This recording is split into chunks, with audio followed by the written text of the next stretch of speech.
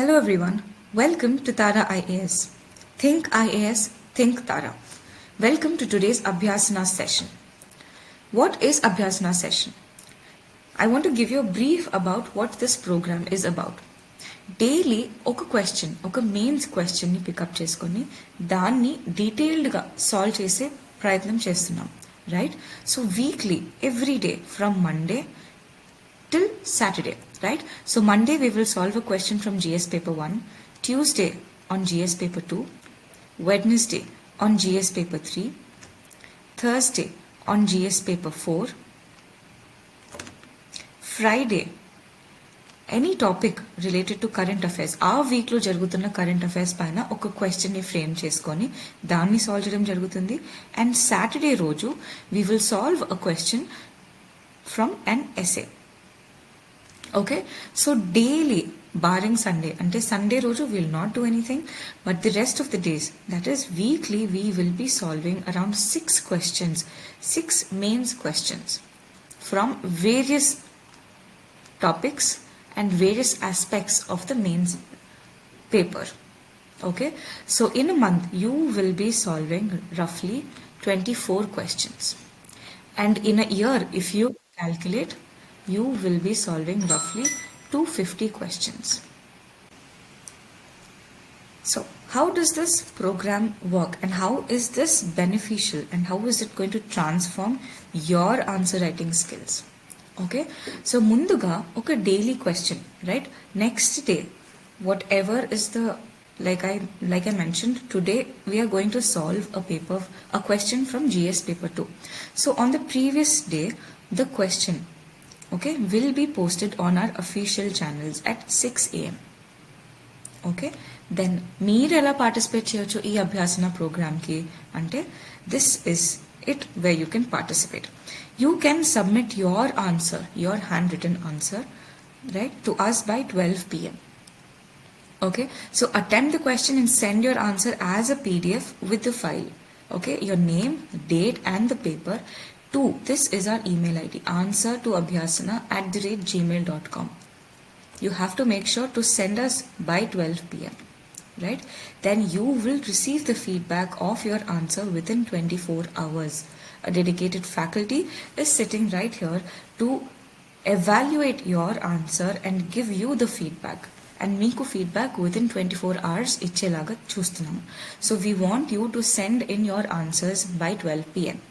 okay, then ayapayaka, after you get your evaluation, a detailed explanation video of the question that was posted will be available at 4 p.m. on our YouTube channel, right, on Tara IAS YouTube channel. A comprehensive explanation session for the day's question will be uploaded on Tara IAS YouTube channel. So this is going to be an absolute game changer in your mains answer writing skills, right? On a daily basis, if you spare roughly around 30 minutes maximum, okay, you are going to, grow your skills, make necessary corrections, and ultimately after a few months of this rigorous practice, you are going to excel in your answer writing skills. Chinchina mistakes evaithe unnayo, you will be able to correct them here itself, and you will definitely going to ace your answer writing skills. Okay, so this is how Abhyasana program works. Okay, so definitely ee program yokka benefit ni teeskuntaru anukunnanu, and definitely I hope that you participate in this and share your answers and get our evaluation, get our feedback from you and make necessary corrections, and that you make 100% benefit from this program. Okay, all right, so we've understood what Abhyasana program is. Now let us come to today's question. Okay, so ee roju question enti, today is Tuesday kabatti we will solve a question from GS paper 2, right? So today's question is from governance. Okay, now munduga question loki elle mundu one more analysis that you have to do is how many words is the question and how many marks is the question for. Okay, దీన్ని బట్టి మీరు ఎన్ని పేజెస్లో రాయాలి and ఎంత time allocate చేయాలి దీన్ని ముందుగానే decide చేసుకొని పెట్టేసుకుంటాం. Okay, now he says 10 marks. So you're not going to take more than 7 to 8 minutes to answer this question. And 150 words, you will take 1.5 to 2 pages at the maximum to complete this answer. Okay, when you fixed the time in your mind that e time lopu finish cheyali ante, you will make sure that you do not write any points extra and anything extra to waste your time. Okay, 7 to 8 minutes lopu you have to finish this answer. Alright, so time enta padutundo kuda chusesamu. Now let us enter into the question and understand what the question is. Okay, yes, let us read the question. To what extent, in your opinion, has the decentralization of power in India changed the governance landscape at the grassroots? Now, decentralization. What does decentralization mean? Okay, decentralization anna ventane articles constitutional amendments 73 and 74 municipalities and panchayats ani gurtundipovali, right? That should strike your mind. And change the governance at the grassroots level. Okay, local governing bodies తీసుకురావడం వల్ల grass root లెవెల్లో governance ఎలా change అయింది దాని గురించి మీ opinion ఏంటో చెప్పాలి. Okay, so this is the question. Now let us see what the introduction has to be. Define decentralization and its importance in governance. Mention the 73rd and 74th constitutional amendments as key milestones. ముందు కూడా పంచాయత్స్ వర్ existing, but దాన్ని constitutionalise చేసేసాక there were it led to a major milestone because that has become a constitutional body. బాడీలో ఏం రాయొచ్చు? Positive impacts. To what extent అది change అయిందని అడుగుతున్నారు కదా. So positive impacts highlight 5 key benefits such as inclusivity, participation, improved service delivery, localized solutions, and capacity building with relevant examples. Now he's asking you to what extent it has changed. It did not talk about write only positives or write only negatives. Okay, how positively has decentralization changed the governance of India, or what negative effects has decentralization brought in the governance of India? Ila adagaledu. He just asked to what extent, ఎంత extent వరకు gross roots level వరకు వెళ్ళింది. So దానికి positive extent ఉండొచ్చు, కొన్ని challenges అంటే negatives కూడా ఉండొచ్చు. So you going to mention both of them. Challenges. Discuss 5 challenges like financial constraints, incomplete devolution, capacity gaps, political interference, and corruption with examples.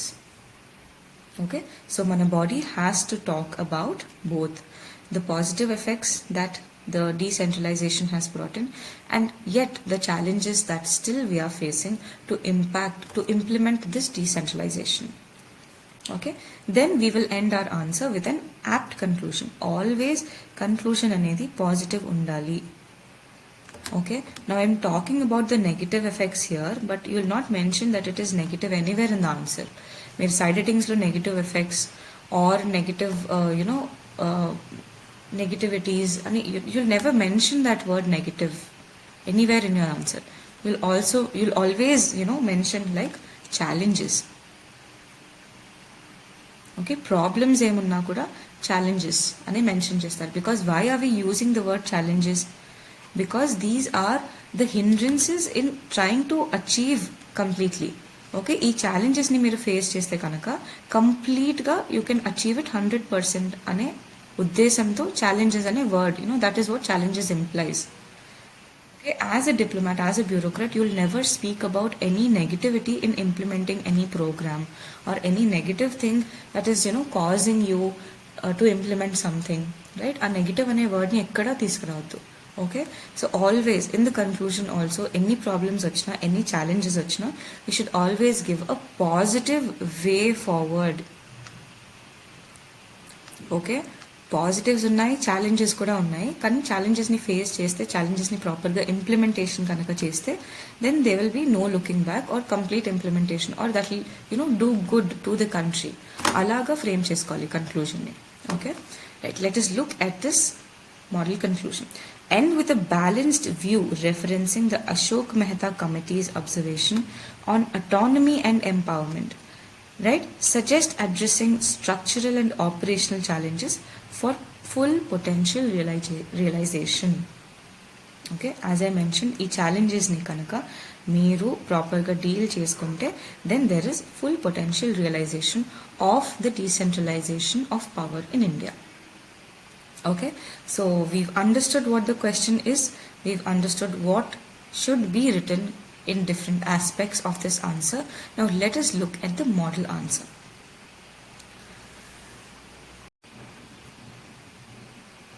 Alright, let's go. Munduga introduction. Introduction is side heading రాయకూడదు. And ideally your introduction has to have 2 to 3 lines, or you can extend it to 4 to 5 lines, not more than that.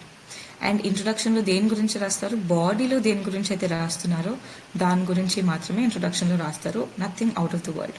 Okay, decentralisation in India. He spoke about decentralization of power in India. Okay, so decentralization in India through the 73rd and 74th Constitution amendments aligned governance with the principle of subsidiarity and community empowerment by strengthening the Panchayat Raj institutions and urban local bodies. This reform has transformed the grassroots levels. సింపుల్గా decentralisation in India 73rd and 74th constitutional amendments ద్వారా constitutionalise అయింది. And దీనివల్ల grass roots level governance మొత్తానికి transform అయిపోయింది. Okay, అసలు దీన్ని తీసుకురావాల్సిన పనేముంది, for community empowerment and for the principle of subsidiarity. Now, coming to body and side heading assalu raayakuddu. Okay, so body lo em radam anukunnamu, what are the positive impacts of decentralization and what are the challenges faced. Positive impacts: inclusive representation. Reservations for SCs, STs and women have empowered marginalized communities, with women holding 46% of Panchayat Raj institution seats. Okay, higher voter turnout. Panchayat elections often record greater participation than national elections. Improved service delivery. Grassroots level అయిపోయేసరికి when there are two people, the representatives of the government reaching the local level, the last person that is living in the community, so service delivery అనేది ఇంకా easier అయిపోతుంది, right?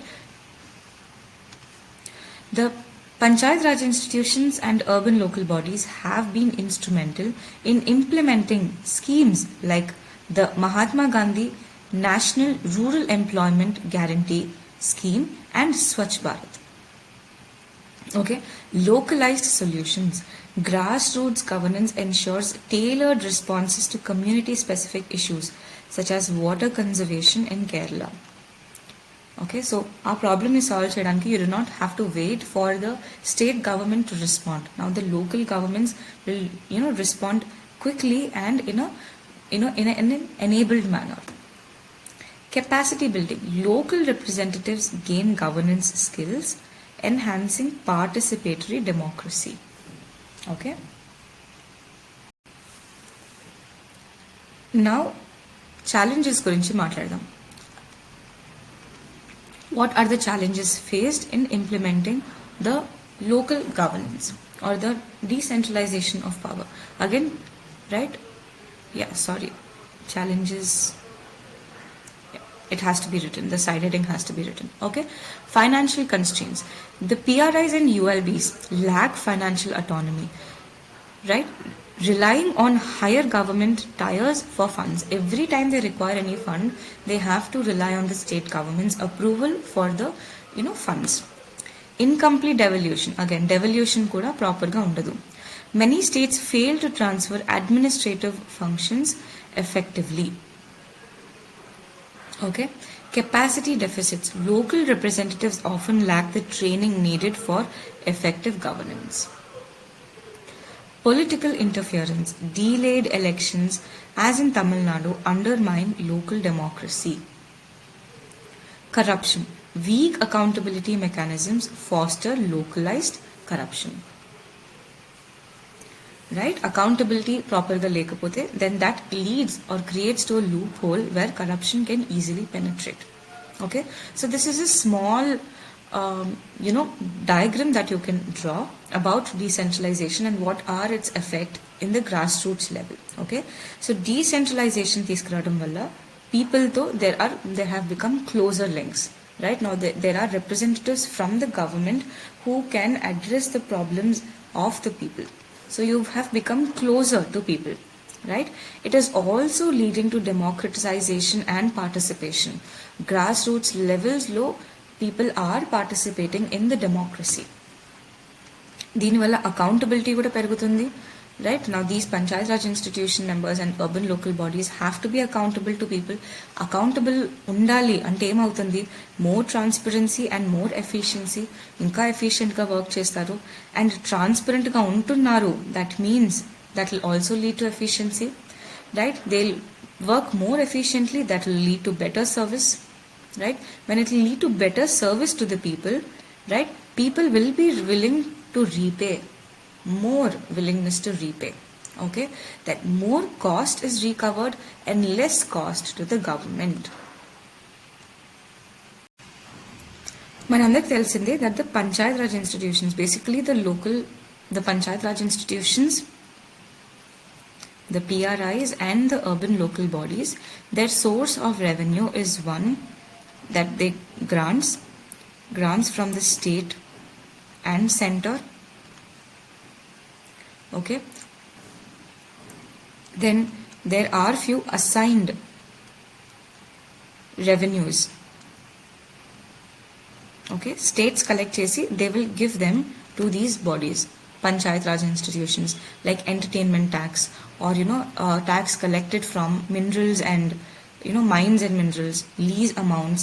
Okay, local cess. There is other source of income that these institutions are specifically having the right to collect.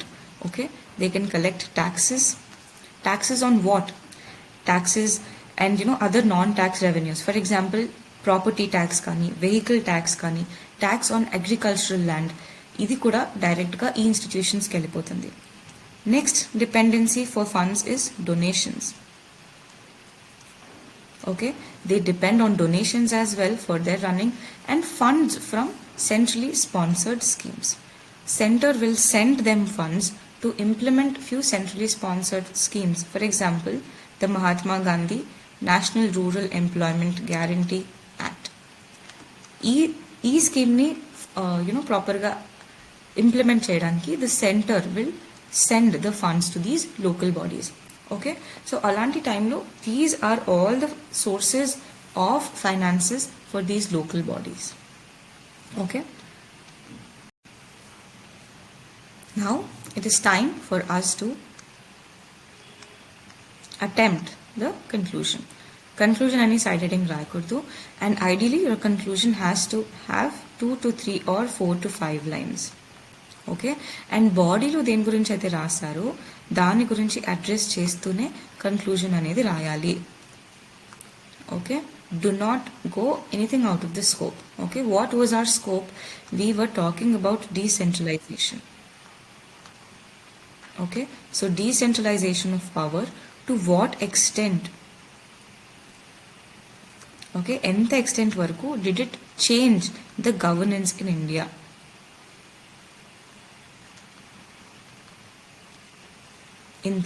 This is our question. Okay, దీని గురించి address చేస్తూ మాత్రమే you will write every aspect of your answer. What is decentralisation, ఎంత extent వరకు governance అనేది change అయింది, పాజిటివ్గా change అయింది, కొన్ని ఛాలెంజెస్ ఉన్నాయి, రైట్. సో ఈ స్కోప్ అనేది మీరు గుర్తుపెట్టుకుంటే you will not write anything out of the world, out of the scope. And అసలు you will not write anything that the answer does not demand. Okay, so it is important to understand what the scope of the question is. Okay, so coming back to the conclusion, yes, we are going to stick to our scope and attempt the conclusion. One more thing to remember, positive way forward. Alright, yes. As the Ashok Mehta committee observed, decentralization must not only transfer functions but also foster autonomy and empowerment. While grassroots governance has improved inclusivity and service delivery, there are few challenges as well. ఆ ఛాలెంజెస్ని address చేయాలి. Addressing financial, administrative and accountability challenges remains critical for realizing its full potential. Alright, so దాని full పొటెన్షియల్ని తీసుకురావాలి అంటే కొన్ని challenges ఉన్నాయి, దాన్ని address చేస్తే సరిపోతుంది. Okay, so this is how our answer should look like, our conclusion should look like. Okay, so yes, I hope you've gained good knowledge from this session.